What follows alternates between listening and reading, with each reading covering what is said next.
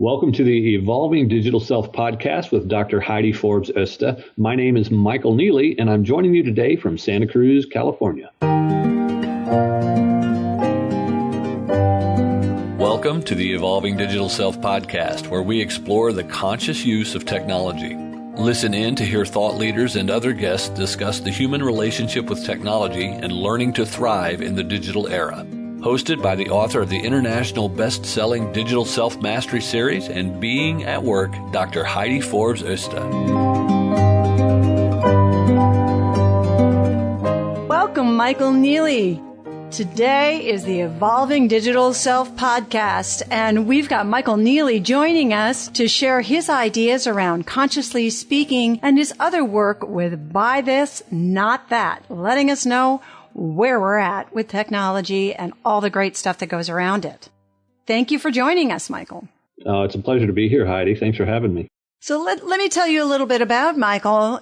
Michael Neeley is a former professional actor and medieval knight turned author, speaker, and host of the podcast Consciously Speaking and Buy This, Not That, and a personal development coach. His passion is waking people up, and he does it by coaching heart-centered entrepreneurs in finding their gift, growing their voice, and stepping into the spotlight in a big way.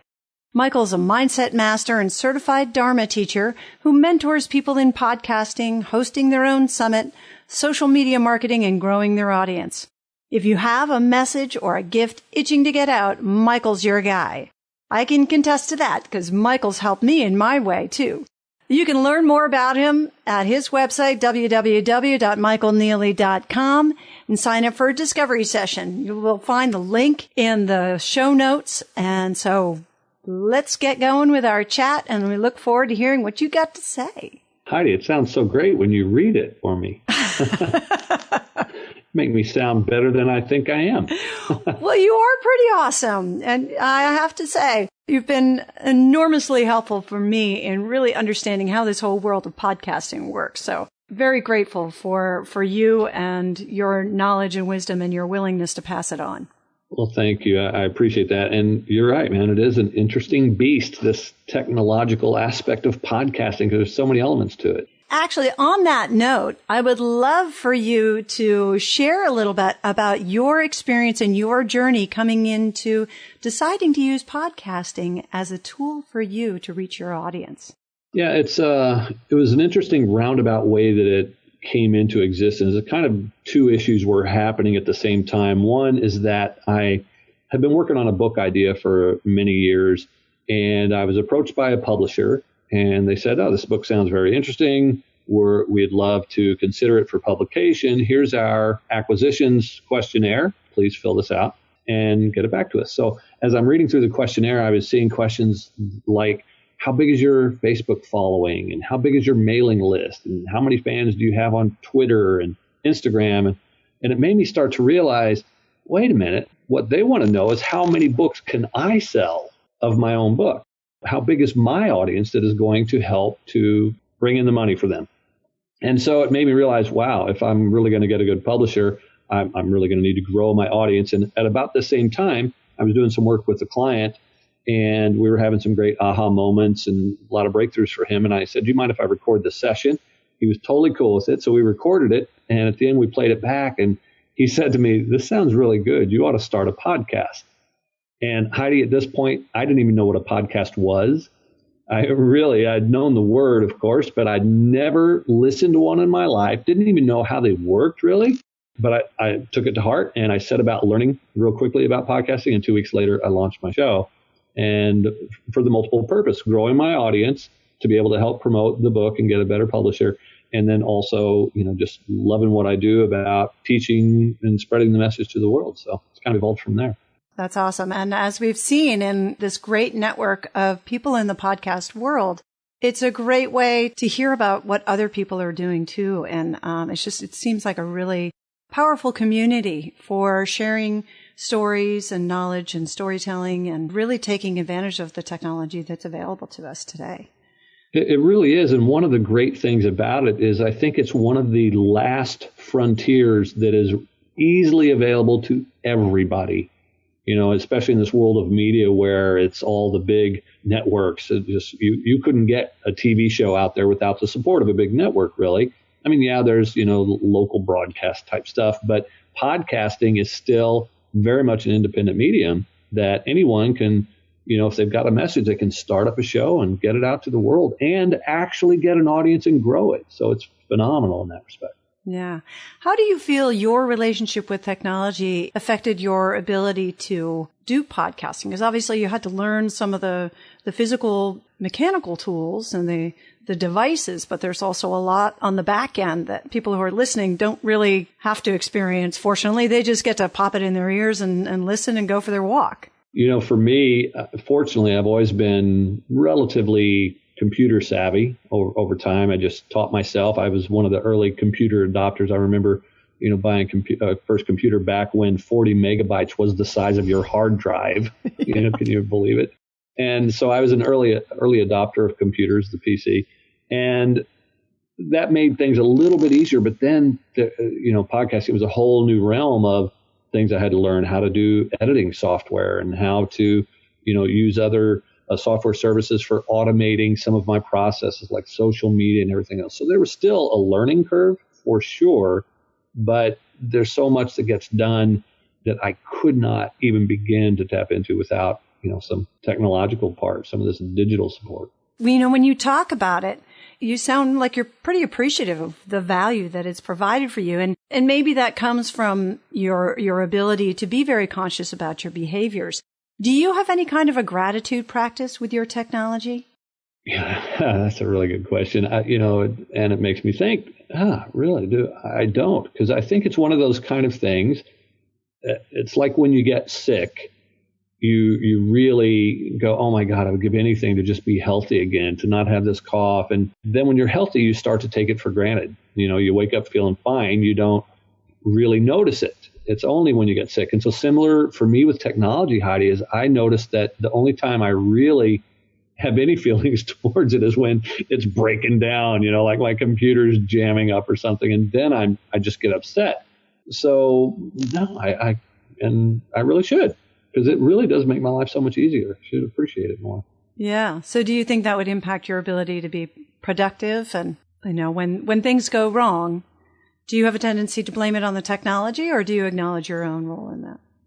I'll frequently acknowledge my own role in it. And, as you just asked that question, I thought a little bit more. I was working with a client the other day, and I do appreciate the technology. And it reminded me of something that there is a software that I use. And I don't know if you want me to mention that particular one or not, but Entreport is one of my favorite technology tools that I use. It's my CRM, but it's like a CRM on steroids. It does all types of things for me. And I was working with a client, teaching him about Entreport and the benefits and how to use it. And I kept saying over and over again, I love this technology, because I do so appreciate what it allows me to accomplish in an automated way that frees up my time then for other stuff. So it's really awesome. So you may not think of it as a gratitude practice, but it sounds like you do actually take the time to recognize the value that it's provided. And in a way, I'm not necessarily saying you need to stop and be like, okay, here's a moment that I need to write down everything I'm grateful for with technology. But if we don't recognize that that's a positive behavior, sometimes we need to actively take that step to be grateful. Yeah, for sure. And I'm also recalling the last time I was very upset at my computer for, not moving as quickly as I wanted to. Every now and then when I get upset, I also then think to myself, a thought comes to the surface of, yeah, and still, even when it's slow, it's so much faster than I could get things done manually. Exactly. So, can you remember doing things manually? Oh, God almighty, yes. It's amazing that we ever did, I'll tell you a very funny story. So talk about early technology. When I was in middle school, the teachers in math told us we needed to get a calculator. And my father, who was an old investment banker, gave me a slide rule. Oh my goodness. And said, this will do you fine. This is what I used in school. You don't need a calculator. Wow. Needless to say, my mother was a little more sympathetic and gave in, but I did have to learn how to use the slide rule first. Well, you think you're old, Heidi. My dad gave me an abacus. Okay, so. No, I'm kidding. But seriously, I mean, and I'm not young, but I'm not old either. I mean, there's so much that has happened in such a short span of time in sort of the history of the world and whatever. Sometimes we forget how much we've accomplished and gained in such a short period of time. So it's pretty powerful stuff. And absolutely. And it still keeps growing by leaps and bounds. It's hard to keep up with it. Absolutely. Do you have any stories or anything that you can recall in terms of, because you deliver some of your products and services online, whether it's through Zoom and through various other means, and obviously the podcasting is delivered through technology, where you've experienced or observed your client's relationship with technology either inhibiting or supporting their ability to really fully engage with whatever the content or the impact of what you were intending to deliver? Yeah, I think that happens rather frequently still, because in this day and age, as we're moving more and more away from desktop and laptop into our mobile devices, that there's something getting a little bit lost still in the mix, in the translation. So I frequently will have people who say, I'm trying to get access to this from my phone and I can't get it to it, and it's just not showing up properly. So yeah, I have that occur frequently, and it means that on my end I need to work more to make sure that my technology is up to date and adaptable to these different delivery media. Yeah. And I mean, it's always a challenge because it's going to be constantly evolving. But I think that it does make a big difference. I mean, I was looking at revising my website the other day and realized that the platform that I had chosen, or the theme that I had chosen, wasn't very mobile friendly. Well, at the time, it was the most mobile friendly that existed. It's just that I haven't updated it in a while because I've been focusing on other things. Oh my goodness. Talk about not walking your own talk. But I think most people, as you say, do consume things on mobile devices, whether it's a tablet or a smartphone these days. So it's something that's really important for us to take into consideration when we're delivering programs and services, whether it has a good mobile component to it. And then that user interface is something that works well for people. It's not too confusing. Absolutely. Yeah, and even podcasts like yours and mine is that, we have to think of constantly, how is it being consumed? How are our listeners devouring this? Are they listening in their car? Are they listening while they're jogging, through their earbuds? So it makes you more cognizant when you think of the end user experience of how you need to then deliver. Mm-hmm. And that's changing too. So. Yeah.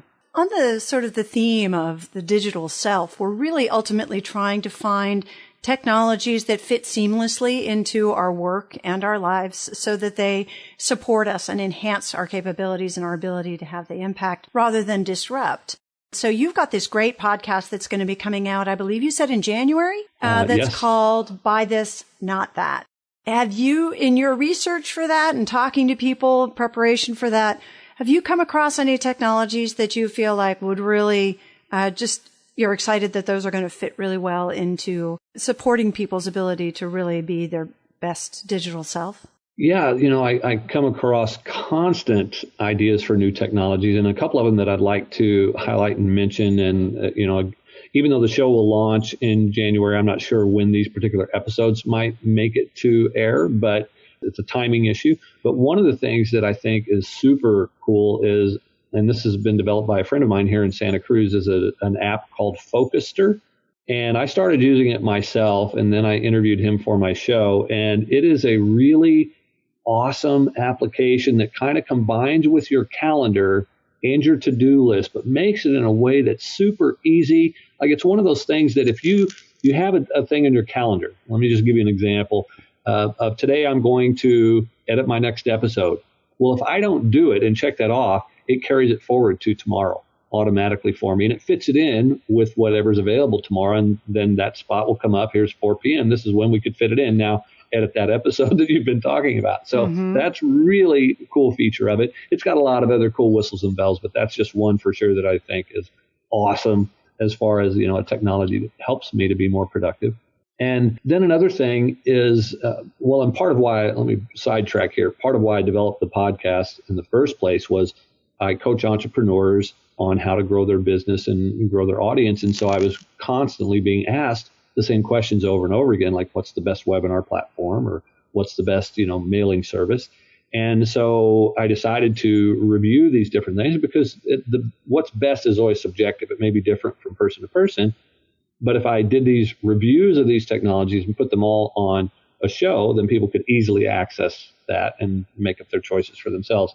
So that in mind, one of the other elements that comes into play with that is how to use the technologies, kind of like comparatively even with what you do with the evolving digital self. But also one of the platforms that we talk about is online training courses.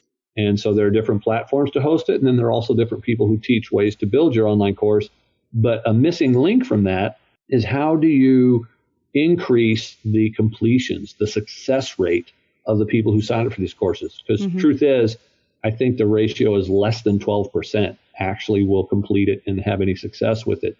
And this one person that I interviewed recently and will be aired as one of these episodes has a software application that actually is an accountability piece that allows you to build in a better success ratio. So these are just a couple of the really cool things that are going to be exposed in this show that I think are super valuable. Yeah, I mean, that accountability piece is really powerful. And I wonder, is there a way to recognize in there whether it's personal accountability or whether it is technical issues, for example, or, lack of comfort with to understand why the attrition is occurring, I think would be really powerful. So I'm curious about that. And I look forward to talking to you more about it in the future once you've had a chance to play with it a little bit. Does that have a name? Is it launched yet, or is that something? It's actually at the time that we're talking right now, his program hasn't even launched yet, but okay. in our chat, he said it's got about 30 days out. So by the time this goes live, by the time people are listening to our voices right now, his stuff should be live and ready to go.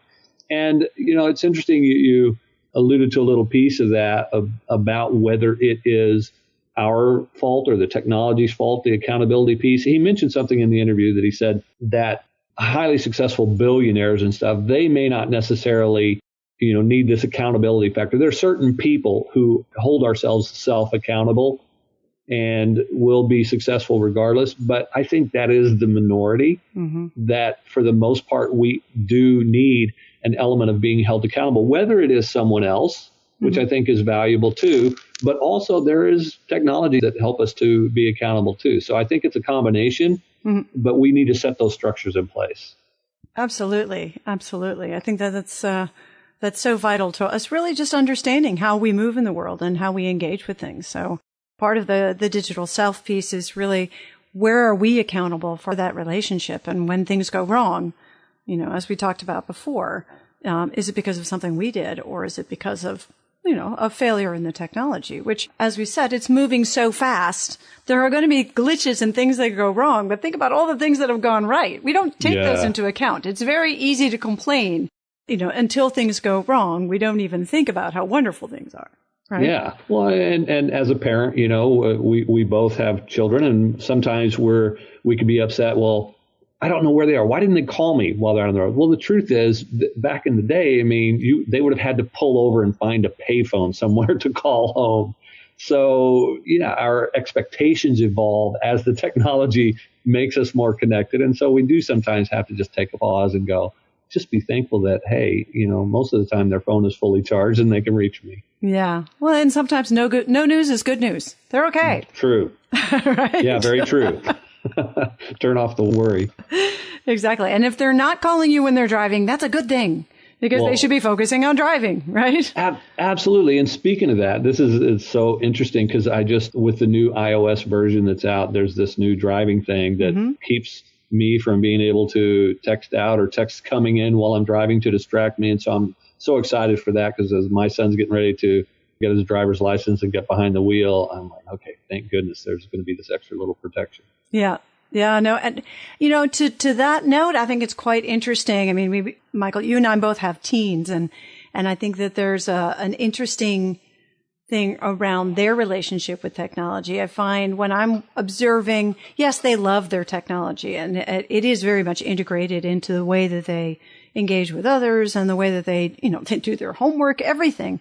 And yet I observe them when they're sitting down with friends for a meal, they'll all throw the phones into the middle of the table. And it's sort of rude for someone to pick up the phone. And whereas I observe my peers, we're all in our sort of mid-50s, around that, and everybody's got their nose in their phones. But yet we're the parents saying, put your phone down. So I think there's some interesting observations we can make of ourselves. And maybe some of those tools are not necessarily, although we think they're designed for the next generation, maybe they're actually designed for us. Yeah, and it's so interesting you say that too, Heidi, because it just makes me think of also the evolution of the camera aspect of the phone. It's like that phone should not be out at the dinner table unless you're taking a picture of your food, in which case it's okay.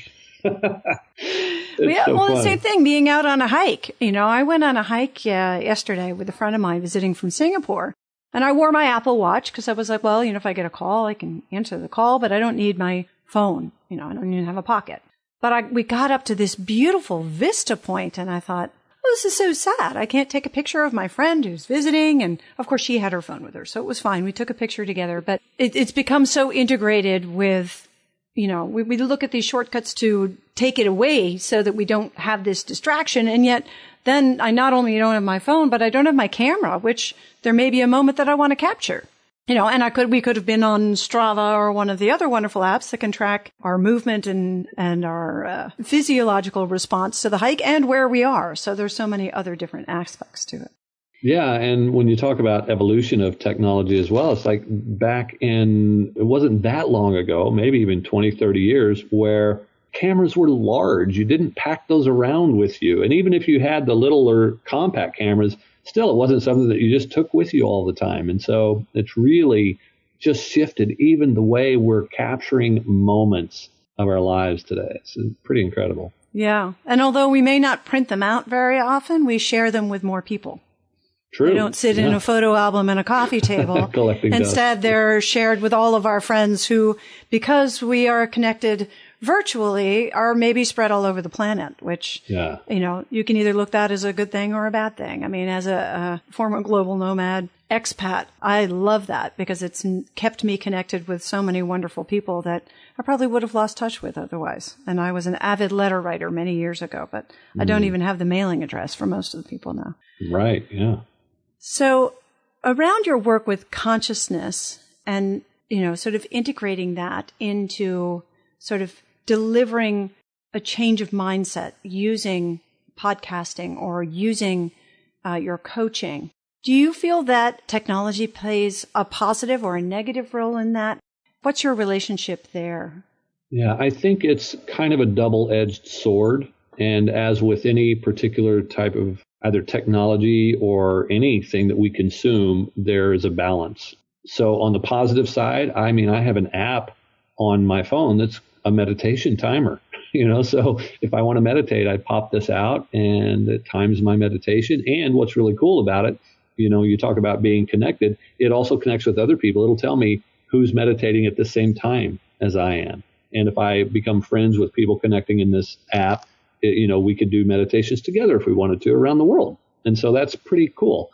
And it is a way of bringing consciousness as supported through technology into kind of an everyday way of life. Mm-hmm. Now, on the reverse of that, I think sometimes we get too caught up to where we can't disconnect from our phone or any other form of technology, really. And I think it's good for us to get that balance to really sometimes leave the phone at home like you did. Or I have a friend of mine who actually schedules into his calendar no electronics time. Mm-hmm. And literally then it's even to the point of no television, no cell phones, no laptop, computer, anything. It's all off for this little bit of time. And it doesn't have to be a big window, but just to disconnect from it all, I think is a good balance. And so it's just a matter of finding what works for you and meeting that nice little middle ground. Yeah. No, that's great. And that's part of that accountability piece and sort of recognizing that, we are in charge. We can choose to be on or off, and we can choose to share that consciousness moment or do it by ourselves or go for a walk and be completely offline. Now, I think there's a lot of power in that. Do you have being a behavior science geek, I love learning what different tricks people use in order to find the greatest balance in their households, whether it's in our house, we have a docking station. So if you're trying to reach me in the evening, and I'm home, it's not going to happen because you can text me and it'll ping to my watch, but I dock my phone when I walk in the house. And it's most of the time on silent, more because I forget to turn it off. And usually when I'm out, I'm in a place where I don't want it ringing. We use a docking station for the entire family. And that way the phones are always charged and ready to go when you go out the door. But when you're in the house, you're engaging with people face to face. Nice. Do you have any tools like that you use either in your personal or your professional life that help you make sure that you are balanced and your behavior around technology is fluid? I don't have anything set up like that for the phone because it is such a big part of my business. And as a solopreneur, I feel like I'm almost always on call to a certain degree. And then as a father too, it's like I want to, keep access to me in case my son needs to get a hold of me for anything. But there is a tool that I use when I'm sitting at my desktop, and that is the Enzo clock. And I don't know if you're familiar with this little handheld, tiny little disc of a clock. It's ENSO. And I like the Enzo because it's got a really cool feature that has 3 programmable timers on it. And so on my clock, I have one of them is set to 45 minutes, another set to 30 minutes, and one set to 5 minutes. And so what I'll do is, you may have heard of the Pomodoro technique as far as a working technique that helps you improve your productivity by working in segments. Mm-hmm. And so I'll set the 30-minute timer, and I will say, okay, during this 30-minute block, I'm going to focus on getting this aspect done, this part of my job done. Mm-hmm. And no other things can interfere during that 30 minutes. So I set the timer. And at the end of those 30 minutes, I set the 5-minute timer to start. And I use that time to get up, breathe, move around a little bit, get a glass of water. Sometimes I'll even lay down and just keep my feet up for a short little micro nap. Mm-hmm. And then that timer goes off. And then boom, I set what am I going to do for the next 30 to 45-minute block. And so I love my little clock for doing just little timer things. Sounds like a great tool. Yeah, it's awesome. And it keeps me from getting too much eye strain at the computer and sitting too long. It's our big bane of society today is we just sit way too long. Yeah, sitting is far more toxic than computers, if you ask me. For sure, yeah. Do you have any recommendations for the people out there on the best ways for them to integrate conscious engagement with technology to really promote their business and their ability to really have the biggest impact? What would you recommend for them? I would say use your technology, kind of like what I do with the clock, because that is another piece of technology, mm-hmm. but you can use it on your phone. Set a little timer on your phone or set daily reminders. I actually have a couple programmed into my phone because I'm also doing this process called intermittent fasting, where I only eat every 24-hour period. I only have a window of 8 hours in which I eat. And that is between noon and 8 p.m. So at noon, the alarm goes off, and I know, okay, I can begin my eating period. And then at 8 p.m., it goes off, and I go, don't eat anything after 8. And we could set stuff like this in our phone to remind us of anything that we want. And so I'd suggest using your technology to bring you back to consciousness. Maybe your technology just pings you to say, hey, remember to breathe. Remember who you are. Remember to be present. Whatever that reminder might be, the technology can support you in reminding you. I think that's wonderful. And I would add to that, there's something that is, muscular and also neurological when we smile. And sometimes that reminder is to breathe. And sometimes that reminder, if we just train our smiling muscles, which will actually send messages to our brain, and just during that pause, take a moment to smile, and you're going to feel a lot better. Because sometimes when we sit in front of the computer, I'm a perfect example of this, in that I've got these deep grooves between my eyes that have been there forever. I can't even remember that, when they appeared, but I've spent clearly too many years in front of a screen. But I also have smile lines to accompany them. And I think that if we remember to train those muscles, we also train our brains to counter it. Brilliant. Just being more conscious about who we are and how we are in the world. And using technology to support that is great. Yeah, thank you for that. So thank you so much for joining us today, and loved what you have to share. And I'm really excited for your new podcast. I love your current podcast, but I'm really excited for the new one because as a new podcaster myself, I've learned so much from you already. And I think that there's so many great things out there for us to test and play with. And sometimes it can be confusing and overwhelming when you first get started, or even when you've been doing it for a while and you know it's time to make some changes because whatever you got is not really working anymore. So we will definitely stay tuned for that and make sure that we will put the link in the bottom of the show notes. And actually, you had a great gift that you wanted to share with our guests. What was that? You want to tell us a little bit about that before we sign off? Yeah. So if anybody is interested in learning to podcast themselves, I mean, like I said, it is a growing medium where you can get your message out to the world. And just like Heidi's doing here right now, and just like on my shows. So if you want to get access to just how easy it is, I've created a report called The Simple 5-Step Process to Launch a Rockin' Podcast in Just 14 Days.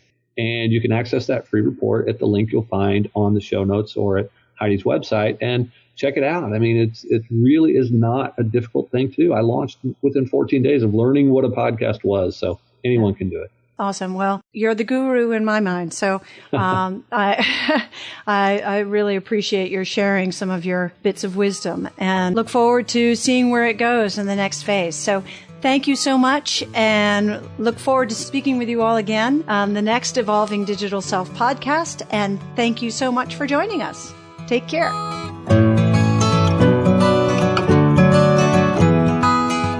Thank you for joining us for the Evolving Digital Self. Be sure to subscribe on your favorite podcast app now so that you don't miss a single episode. While you're at it, please give us a rating and a review and join the Digital Self-Mastery movement to create more conscious use of technology by sharing it and telling your friends. Want to see where you fit on the digital self spectrum and how it might be impacting your business and relationships? Get your free copy of Digital Self-Mastery today by clicking on the link in the show notes.